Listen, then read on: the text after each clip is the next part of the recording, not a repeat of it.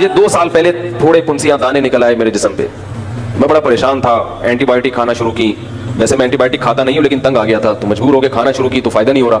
मैं जामिया रशीद गया, वहाँ एक नीम हकीम, ज्यादा बड़े हकीम भी नहीं है वो, जो खतरा जान जिनके बारे में कहा जाता है, उन्होंने मुझे कहा कि यार काली मिर्चें भर के लो, मुंह में डालो, थोड़ी सी चबाओ, पानी से निकल लो, 2-4 दफा करो, सेट हो जाएगा। तो मैंने ऐसे ही किया, पहली दफा में ही सेट हो गया। काली मिर्च मुंह में डाली, थोड़ी सी चबाई और बोलो भाई, निकल ली। तबीयत हिल को गई थोड़ी सी, थोड़ी देर के लिए आंखें भी खुल गई और अजीब सा हो गया, लेकिन 24 घंटे के अंदर अंदर वो दाने गायब हो गए।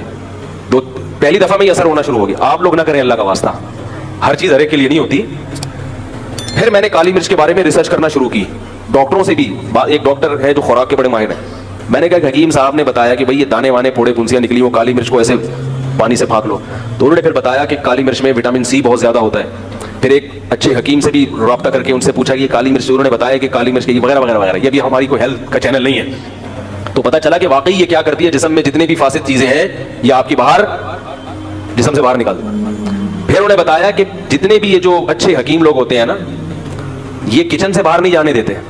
आपके किचन में हर चीज मौजूद है, जो आम तौर पे जो बीमारियां हो रही हैं उनसे इलाज की हर चीज मौजूद है। अभी परसों जामिया रशीद में एक डॉक्टर साहब थे, उन्होंने एक हेल्थ के हवाले से लेक्चर दिया, उसमें उन्होंने बड़ी जबरदस्त बात कही। उन्होंने कहा जो पेन किलर आप लोग खा रहे हैं, तो खुद थोड़ी सा सोचो कि जब पैराडोल इजाद नहीं हुई थी उस वक्त लोग दर्द खत्म करने के लिए क्या खाते थे? उस वक्त भी तो अल्लाह ने कोई चीज पैदा की होगी ना, वरना क्या दर्द से तड़पते रहते थे? जाहिर है उस वक्त यही हल्दी वल्दी दूध में डाल के, गर्म दूध में डाल के हल्दी पी ली, ये कर लिया। तो एलोपैथिक दवाओं की तरफ जब तक सख्त मजबूरी ना हो मत जाएं, क्योंकि इन दवाओं के साइड इफेक्ट बहुत ज्यादा होते हैं। ये जो कहा जाता है ना कि इन दवा का कोई साइड इफेक्ट नहीं है, ये गलत है। सबसे पहला साइड इफेक्ट पैराडोल खाते ही क्या होगा? पेट खराब हो जाएगा। इसका मतलब कुछ गड़बड़ हो रही है पेट में जाके। तो इतना हल्का नहीं है ये दवाओं का मामला। मैं नहीं कह रहा कि दवाएं ना खाएं, सख्त मजबूरी में, जब तक सख्त मजबूरी ना हो दवा की तरफ बोलो भाई ना जाए। और बच्चों को तो हत्तल इम्कान दूर लिखा होता है दवा पे कि तमाम दवाएं बच्चों की पहुंच से दूर रखें। मतलब ये होता है सिर्फ ये वाली पिलाएं, तो आपके ये वाली भी दूर रखें। तो किचन में ऐसी चीजें मौजूद होती हैं कि वो ऐसी चीजें हैं कि वही इस्तेमाल करो, आदमी फिटफाट रहता है। अच्छा एक बात मुझे बताओ, जब आप क्लिनिक में जाते हैं डॉक्टरों की, आपको खुशबू आती है या दवाओं की एक अजीब सी स्मेल आती है?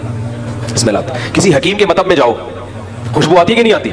ऐसी बेहतरीन ये माजून तबाश, वो शरबत संदल, यारक गुलाब, और ये माजून उस्तुखुद्दूस ठीक है, और ये खमीरा मरावीर, ये खमीरा गाँव जबान, ऐसी ऐसी अर्कियात, और क्या जबरदस्त खुशबू आ रही होती है। तो ये चीजें खुशबूदार हैं, ये केमिकल नहीं है, ये ओरिजिनल शक्ल में है। यानी कुदरत की, जो कुदरत ने जिस शेप में चीजों को पैदा किया उसके ज्यादा करीब है। तो ऐसे मेरे पास बहुत वाकयात हैं, अगर मैं सुनाना शुरू कर दूं तो असर हो जाएगी यहीं पे कि फला दवा खा रहे थे, लेकिन फला चीज किचन में रखी हुई चीज का इस्तेमाल करना शुरू किया तो अल्लाह ने शिफा दे दी। तो इसलिए हद्दल इम्कान अपने आप को एलोपैथिक दवाओं से बचाएं। मैं ये नहीं कह रहा छोड़ दे, बिल्कुल ऐसा नहीं है। बात दफा जाना पड़ा, हम भी जाते हैं, क्योंकि हम जब जाएंगे तो डॉक्टर बोलेगा उस दिन तो ये कह रहे थे, अब खुद क्यों पहुंचे हो? तो जरूरत तो सबको है भाई, लेकिन मैं हद्दल इम्कान छोटी छोटी बातों पे एकदम दवाओं की तरफ भागना, पेन किलर खा रहे, जरा सा दर्द है तो बर्दाश्त कर लो भाई, दर्द नहीं हो बस जिस्म में, बिल्कुल फिटफाट रहा हूं, बिल्कुल फिटफाट कोई भी नहीं होता।